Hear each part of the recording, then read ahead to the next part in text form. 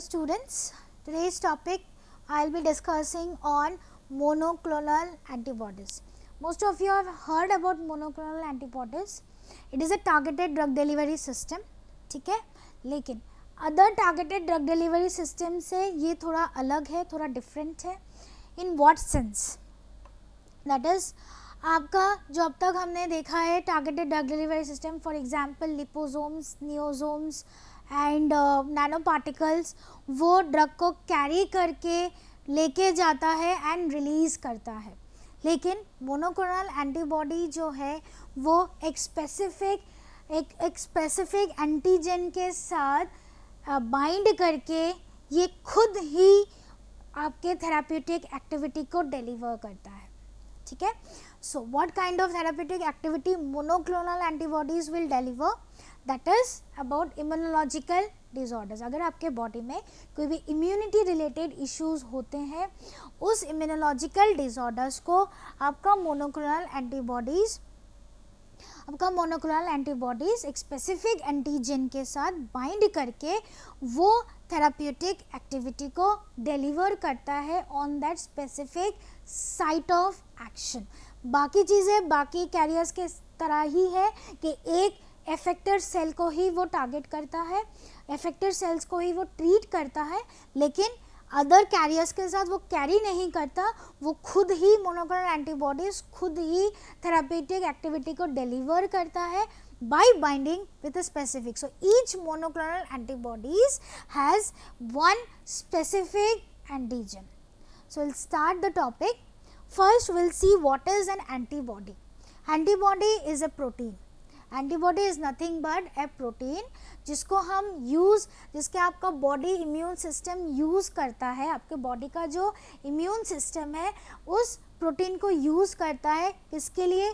To neutralize the foreign substance. आपके body में अगर कोई भी फॉरेन सब्सटेंस प्रेजेंट है उसको न्यूट्रलाइज करने के लिए, ताकि आपके आइडेंटिफाई एंड न्यूट्रलाइज, पहले आइडेंटिफाई करेगा फिर न्यूट्रलाइज करेगा, ताकि आपके बॉडी का जो नॉर्मल इम्यून सिस्टम है वो डिस्टर्ब ना हो सके. ठीक है.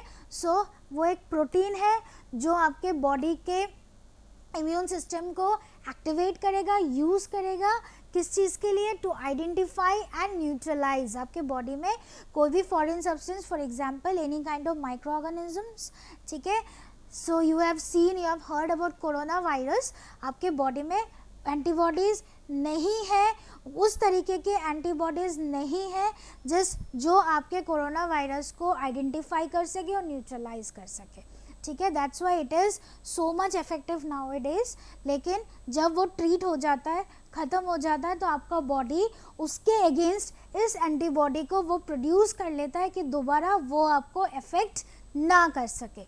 सो आपका what is an antibody? A protein which is used by the immune system to identify and neutralize the foreign substance in the body, and it is known as antibody. This protein is basically known as antibody, जिसका function है identify करना and neutralise करना. आपके body में अगर कोई भी unknown या फिर कोई भी बिन बुलाया मेहमान अगर आ जाता है, so that will be identified and neutralised by your body antibody. ठीक है. Each antibody has an specific antigen. So आपका एंटीबॉडी उस एंटीजन के साथ बाइंड करता है ताकि आपके बॉडी का इम्यून सिस्टम जो है वो मेंटेन्ड रह सके. ठीक है. So antibodies have specificity towards target drugs, serum and micro organism. So आपका एंटीबॉडीज का जो टारगेट है, टारगेट ऑफ एक्शन है, इट इज़ टूवर्ड्स टारगेट जो आपका ऑर्गन्स, अफेक्टेड ऑर्गन्स है या अफेक्टेड सेल्स है, अफेक्टेड टिश्यूज़ है. नेक्स्ट कोई भी ड्रग्स जो आपका एडवर्स रिएक्शन प्रोड्यूस करके आपके इम्यूनोलॉजिकल सिस्टम को डिस्टर्ब कर सकता है. सीरम या कोई भी बैक्टीरिया, वायरस जो भी है, that is microorganisms. Next antibodies काम कैसे करता है? आपके antibodies use to precipitate the soluble antigens. ठीक है. आपके बैक्टीरिया का जो एंटीजन है, बैक्टीरिया का जो प्रोटीन है, उसको प्रेसिपिटेट एंटीजन को एंटीजन के साथ बाइंड होके उसको क्लम्प कर देता है, आपके बैक्टीरिया के जो सेल्स है उसको agglutinate that is cluster form कर देता है, उसको रिहेबिटेट या फिर दोबारा जन्म या फिर मल्टीप्लिकेशन, बैक्टीरिया का जो सेल्स है उसे मल्टीप्लाई करने से रोकता है। कैसे? क्लम्प कर दे, एग्लूटिनेट, आपके बैक्टीरिया को सेल्स को वो क्लस्टर फॉर्म में लेके आ जाता है ताकि वो मल्टीप्लाई ना कर सके। And likewise it will kill the bacteria which is entering inside your body. ठीक है, so we are talking about now, first we are talking about antibody. Antibody it is a foreign substance, it is a protein which will recognize your foreign substance which is entering inside your body. How it is acting? Your antibody will be specifically binding to an antigen and antigen के साथ bind करके आपके bacteria के जो cells है उसे cluster या clump forms में लेके आता है and it will kill the bacteria. Next, antibodies produce कैसे होते हैं? It is a special type of group of cells known as beta lymphocytes. So इस special type of group of cells से आपके एंटीबॉडीज प्रोड्यूस होते हैं। Antibodies will be lab में produce करते हैं हम by using the beta lymphocytes, a special type of group of cells. And antibody, जब आपका एंटीबॉडी एक स्पेसिफिक एंटीजन के साथ बाइंड होता है तो उस एंटीजन को बोला जाता है एपिटोप्स। ठीक है, जब आपका एंटीबॉडी आपके एक स्पेसिफिक एंटीजन के साथ बाइंड होता है उस एंटीजन को बोला जाता है epitopes. So single antigen has different epitopes. आपके एक एंटीजन में डिफरेंट साइट्स, आपके एक एंटी जैसे एक ट्री होता है, इट हैज़ डिफरेंट ब्रांचेस। ठीक है, सो उस सिमिलरली एक एंटीजन के डिफरेंट साइट्स हो सकते हैं जहाँ पे आके आपका एंटीबॉडी बाइंड करेगा, लेकिन एक एंटीजन के जो डिफरेंट एपिटोप्स है, लेकिन यहाँ पे एक एंटीजन के डिफरेंट एपिटोप्स हो सकते हैं, लेकिन एक एपिटोप सिर्फ एक एंटीबॉडी के साथ ही बाइंड होगा। ठीक है, एक एंटीजन के डिफरेंट साइट्स हो सकते हैं, साइट ऑफ बाइंडिंग हो सकते हैं, लेकिन एक बाइंडिंग साइट में सिर्फ एक ही एंटीबॉडी बाइंड कर सकता है। ठीक है, so what is an epitope? जब आपका एंटीबॉडी एक स्पेसिफिक एंटीजन के साथ, एक पर्टिकुलर एंटीजन के साथ बाइंड हो, that antigen is known as epitopes. So एक एंटीजन के different binding site, different epitopes हो सकते हैं फॉर डिफरेंट एंटीबॉडीज, लेकिन एक एपिटोप सिर्फ एक ही एंटीबॉडीज के साथ बाइंड कर सकता है। Now will come to your topic, that is monoclonal antibodies. What do you mean by monoclonal antibodies? It is same immunoglobulin, it is also a protein. ठीक है, एंड इसका भी एक्शन है आपके बॉडी का इम्यूनोलॉजिकल डिसऑर्डर को treat करना, and it has been produced from B cell clone. आपका जो बी सेल क्लोन से हम मोनोक्लोनल एक ही बी सेल क्लोन से आप मोनोक्लोनल एंटीबॉडीज़ को प्रिपेयर कर सकते हो। That is in the lab you can prepare monoclonal antibodies from a single B cell clone. ठीक है, exclusive epitopes or binding sites on a single antigen has been identified by this antibody. So antibody को जिस antigen के साथ या फिर जिस antigen का जो बाइंडिंग साइट है उसके साथ अगर बाइंड होना है तो एंटीबॉडी खुद ब खुद ही उस एपिटोप्स को आइडेंटिफाई करता है, आइडेंटिफाई करके उस एपिटोप्स के साथ वो बाइंड करके जो आपका डिज़ायर्ड थेराप्यूटिक एक्टिविटी है वो प्रोवाइड करता है आपका मोनोक्लोनल एंटीबॉडीज़। सो मोनोक्लोनल एंटीबॉडीज़ आपके पॉलीक्लोनल एंटीबॉडीज़ से डिफरेंट है। पॉलीक्लोनल एंटीबॉडीज़ जो है आपके डिफरेंट बीटा सेल्स से डिफरेंट, यहाँ पे हमने बोला था जो मोनोक्लोनल एंटीबॉडीज़ है वो सिंगल बीटा सेल क्लोन से डिराइव करते हैं या प्रोड्यूस करते हैं, लेकिन पॉलीगोनल एंटीबॉडीज़ जो है वो डिफरेंट बीटा सेल से हम एक से ज़्यादा बीटा सेल्स को लेके हम पॉलीगोनल एंटीबॉडीज़ बना सकते हैं, लेकिन मोनोक्लोनल एंटीबॉडीज़ जो हम बनाएंगे सिर्फ एक पर्टिकुलर सिंगल बीटा सेल हम लेंगे जिससे हम मोनोक्लोनल एंटीबॉडीज को बना सकते हैं. So in that case your monoclonal antibodies has been different from your polyclonal antibodies. इसके अलावा आपका derivation from the single beta clone और टारगेटिंग सिंगल पॉलीगोनल का टारगेटिंग केस में भी आपका मोनोक्लोनल डिफर करता है. Preparation from single beta cells, that is I have already told, monoclonal जो एक सिंगल बीटा सेल से प्रोड्यूस होता है, लेकिन आपका जो पॉलीगोनल है वो डिफरेंट बीटा सेल से प्रोड्यूस हो सकते हैं. सो ये सारे to overcome all the limitations of polyclonal antibodies आपका मोनोक्लोनल एंटीबॉडीज आप प्रिपेयर करते हैं. ठीक है. So this is about your monoclonal antibodies.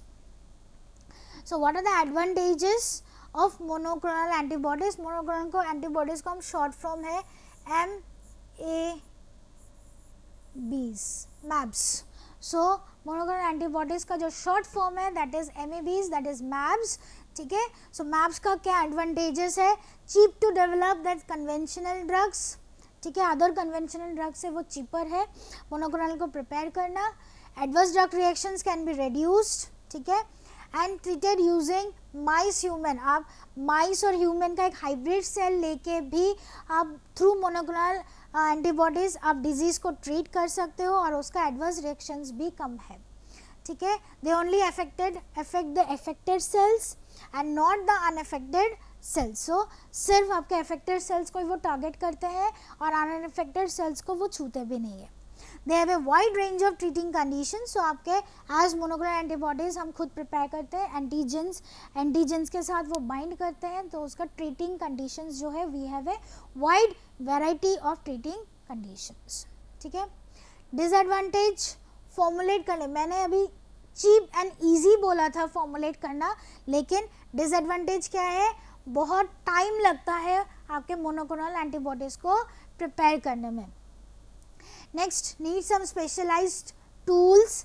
ठीक है. And personal to formulate the monoclonal antibodies. Culture can lead to, yes, जो कल्चर हम लेते हैं मोनोक्लोनल एंटीबॉडीज को प्रिपेयर करने के लिए वो कल्चर कंटामिनेट हो सकता है ऑन स्टोरेज. ठीक है. So can be use for limited animals. reducing rate of production of antigen cells during fusion. जब आप फ्यूज करते हो तो आप डिफरेंट एनिमल से जब आप फ्यूज करते हो तो एंटीजन का production is in reducing rate. And small आपके छोटे छोटे फ्रेगमेंट्स जो है मोनोक्लोनल एंटीबॉडीज के वो पेरेंट एंटीजन को रिकॉग्नाइज नहीं कर सकते. ठीक है. So these are the disadvantages of monoclonal antibodies. Now we'll see the structure of monoclonal antibodies. ठीक है. You can see here one purple one and one blue one. So आपका जो this one, there's a purple one है, that is the light chain. We call it as a light chain. और जो purple portion है that is called as a heavy chain. ठीक है. Similar this and this one is your binding. This portion is your binding area. जिसके साथ आप antigen, जहाँ पे आप एंटीजन बाइंड करोगे एंटीजन जाके बाइंड होता है. And this one is the affected region, इस रीजन से आपको जो एक्सपेक्टेड थेराप्यूटिक एक्टिविटी है वो आपको मिलता है. ठीक है. Okay, your light chain and heavy chain has been connected by single disulfide bonds. Your light chain and heavy chain has been connected by single disulfide bonds. लेकिन यह हेवी चेन जो है, ये हेवी चेन आपके affected regions के साथ connect करता है बाय डबल डाइसल्फाइड बॉन्ड्स. ठीक है. डाइसल्फाइड, जो दो डाइसल्फाइड बॉन्ड्स होंगे उसमें आपके ये हेवी चेन्स कनेक्ट करेंगे किसके साथ? आपके अफेक्टेड रीजन के साथ. ठीक है. ओके, यहाँ पे आपका लिखा हुआ है VL, that is variable site, and this is your CL, that is the constant site. Okay. Variable site मतलब एंटीजन का नेचर या एंटीजन के शेप के मुताबिक एंटीबॉडी आपका लाइट चेन में वेरिएबिलिटी लेके आ सकता है, लेकिन जो कांस्टेंट है, जो हेवी चेन है वो बिल्कुल कांस्टेंट रहेगा. उसको एंटीजन के शेप के मुताबिक वो अपने आप को चेंज नहीं करता है. And this is the reason जब आपका एंटीजन के साथ बाइंड हो जाएगा, एंड दिस इज द, ये जो रीजन है आपको आपका एफेक्टेड थेराप्यूटिक एक्टिविटी प्रोवाइड करेगा, ठीक है। That's why I have told, यहाँ पे एंटीबॉडी, मोनोक्लोनल एंटीबॉडी खुद ही आपको थेराप्यूटिक एक्टिविटी प्रोवाइड करता है, जो which is differing from other carriers, जिसको आप कैरी करके लेके जाते हैं, रिलीज करते हैं, यहाँ पे वो खुद ही उस थेराप्यूटिक एक्टिविटी को डिलीवर करते हैं, ठीक है। So this is the structure, we have a light chain, we have a heavy chain, we have an effector. This light chain and heavy chain is the binding area with the antigen, and this one is your, this is, you can see here no constant region is there, यहाँ पे कोई constant variable region नहीं है, that means ये जो effector region है वो it will be always constant, ठीक है। सो यहाँ पे वेरिएबल रीजन का क्या फंक्शन है, एंटीजन के साइज, एंटीजन के नेचर के मुताबिक वो अपने आप को चेंज कर लेता है ताकि आपका एंटीजन आके आपके लाइट चेन और हैवी चेन के साथ वो बाइंड कर सके, ठीक है। So this is the structure of, and your light chain and heavy chain has been connected by single sulfide bonds, and यहाँ पे आपके heavy chain और effector region will be connected by disulfide, that is two sulfide bonds, ठीक है। So this is the structure of and monoclonal antibodies. Next we will see the method of preparation. Method of preparation में हमने एक animal लिया है, ठीक है, जिसका हमको एंटीजन लेना है, ठीक है। एंटीजन लेने के बाद उस एनिमल का हमें स्प्रिंग सेल्स को एक्सट्रैक्ट करना है। इस एनिमल का हमने यहाँ पे एक माउस लिया है जिसका स्प्रिंग सेल्स हमें एक्सट्रैक्ट किया है। स्प्रिंग सेल्स के साथ आपका मायोलोमा सेल्स को आपको फ्यूज़ करना है, ठीक है। आपके माउस के स्प्रिंग सेल्स को एक्सट्रैक्ट करने के बाद आपको मायोलोमा सेल्स को आपको फ्यूज़ करना है। फ्यूज़ करने के बाद आपको जो मिलेगा दैट इज़ हाइब्रिडोमस। जो हाइब्रिड फ्यूजन के बाद जो आपको सेल मिलेगा that is known as hybridomas. This hybridomas एक culture medium, HAT medium, that is a culture medium में आप डालोगे। इस कल्चर मीडियम में डालने का क्या रीज़न है, जो नॉन फ्यूज्ड सेल्स है उसको किल करना, ठीक है। जो नॉन फ्यूज, हमें यहाँ पे फ्यूजन किया था, लेकिन जो फ्यूज्ड सेल्स है उसको ये मीडियम जिंदा रखता है, और जो नॉन फ्यूज सेल्स है उसको वो क्लीन करके रिमूव करता है। So that is the function of your HAT medium. So from this medium you will be harvesting for monoclonal antibodies. So what you will be doing, you will be taking a mouse, from the mouse you will be extracting the spleen cells. spleen cells को आप myeloma cells के साथ add करोगे, fuse करोगे, not adding, fuse करोगे। After fusion जो आपको cells मिलेंगे that is known as हाइब्रिडोमस।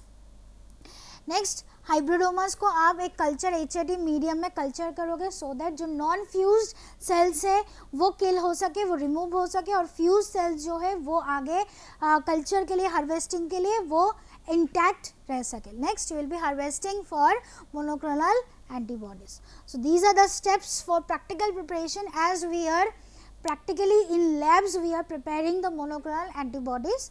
First आप immunize करोगे एनिमल को, नेक्स्ट आइसोलेट करोगे आपके स्प्रिंग सेल्स को containing your antibody producing beta cells, क्योंकि हम बीटा सेल से ही मोनोक्लोनल एंटीबॉडीज़ को प्रिपेयर करते हैं।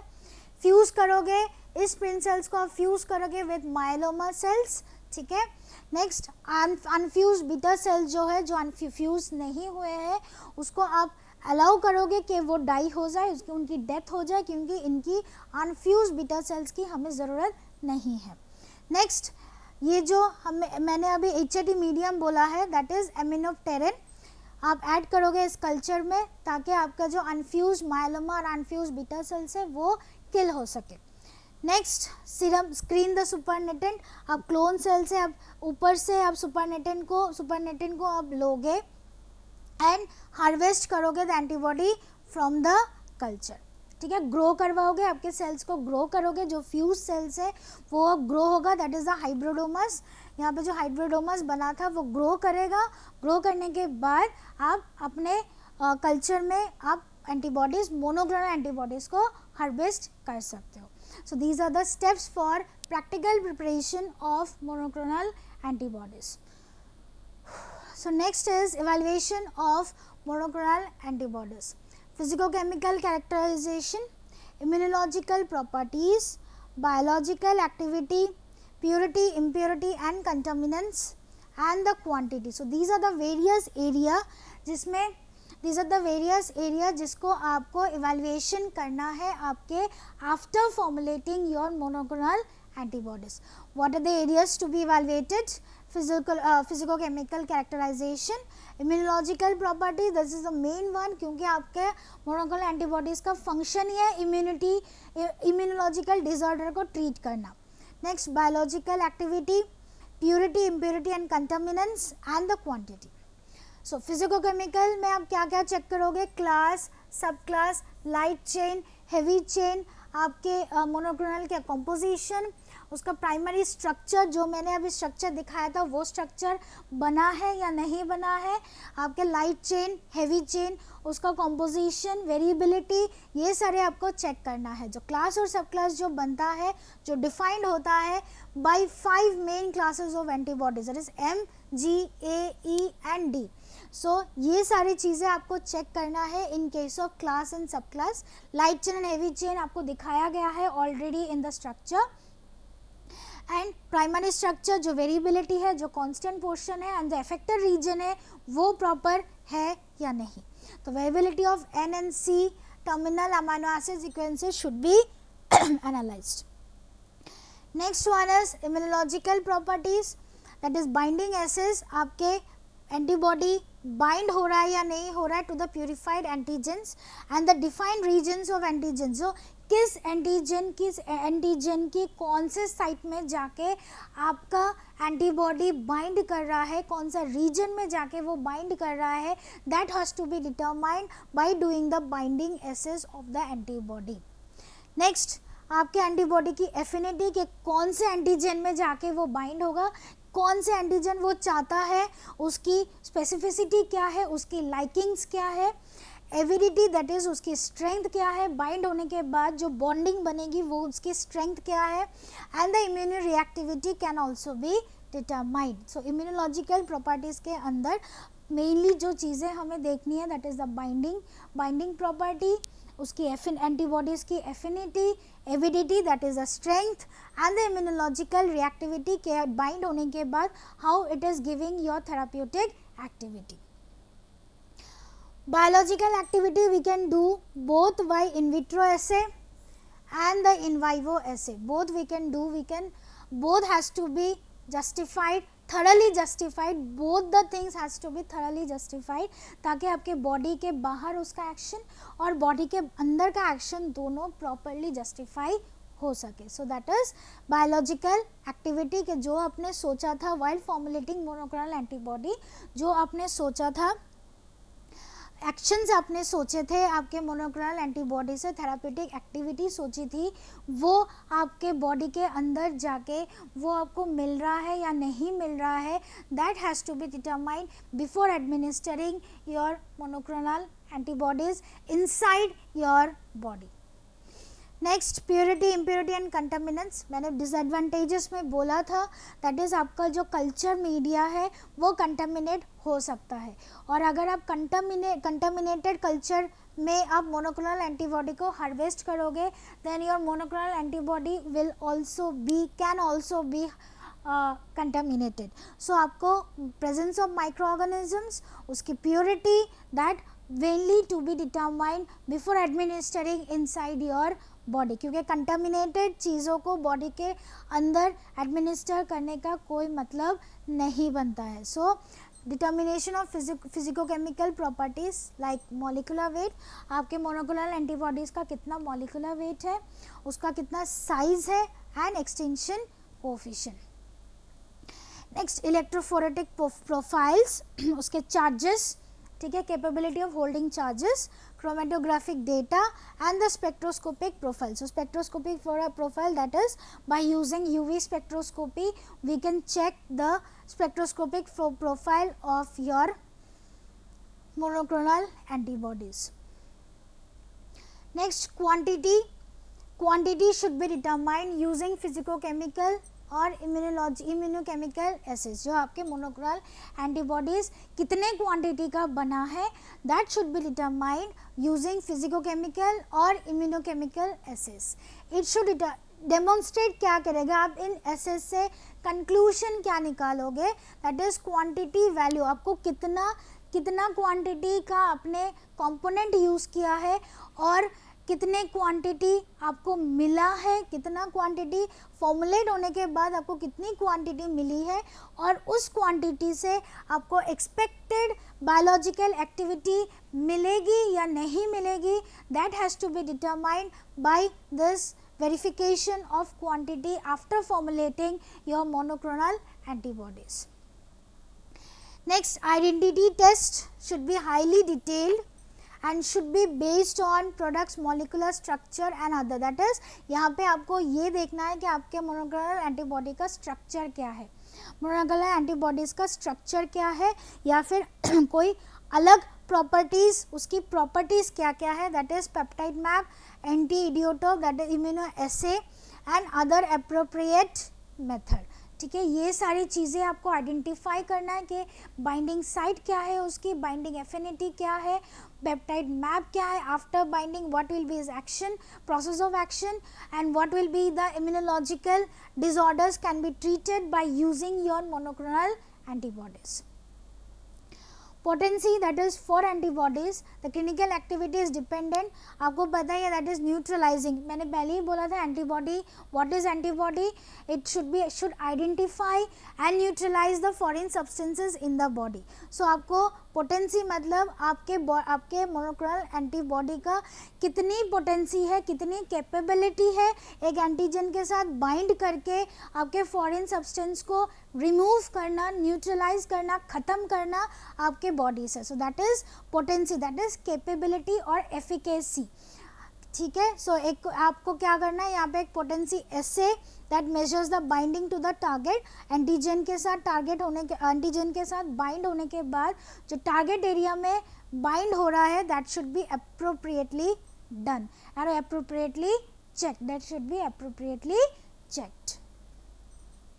Applications, we have 4 areas of applications: diagnostic, therapeutic, protein purifications and miscellaneous applications. लेकिन आपके according to your unit, that is novel drug delivery system and targeted drug delivery system, आपका therapeutic activity need to be discussed. So this is therapeutic applications: direct use of MABs as therapeutic agents और MABs as targeting agents. आप MABs को एक therapeutic agent की तरह भी use कर सकते हो या फिर as targeting agents की तरह भी यूज़ कर सकते हो. So MABs का क्या, mainly for improving the immune system, that is antibody का function ही है immune system को बढ़ाना. Next, MABs can easily destroy the pathogenic, that is the microorganisms जो आपके body के अंदर आ रहा है उसको remove करना. MABs are useful against surface acting antigens. आपके surface में जो antigens है that is thus treating the cancer. So MABs can be used for treating the cancer. Drugs can be attached with MAB and specifically targeted to the reach the site. आपके drug को आप map के साथ attach कर सकते हो so that you can take to the targeted site and reach the targeted site of action and monoclonal activity give the desired therapeutic activity. It can be used in the treatment of AIDS. Next, monoclonal activity can be directed against a fibrin, and how? By coupling with TPA, that is tissue plasmogen activator. Tissue plasmogen activator के साथ bind करके वो blood clot को treat कर सकता है. Liposomes के साथ एनक्रास्ट हो सकता है. ट्यूमर सेल्स को भी वो डिजायर्ड ट्यूमर सेल्स को भी टारगेट कर सकता है at a very efficient level. These are the marketed products of your monoclonal antibodies. ठीक है, so Repro, Ajmera, Ajunvita, Amivive, Campved, Stimulex. So these are some monoclonal antibodies marketed products. These are the references of monoclonal antibodies, and thank you so much.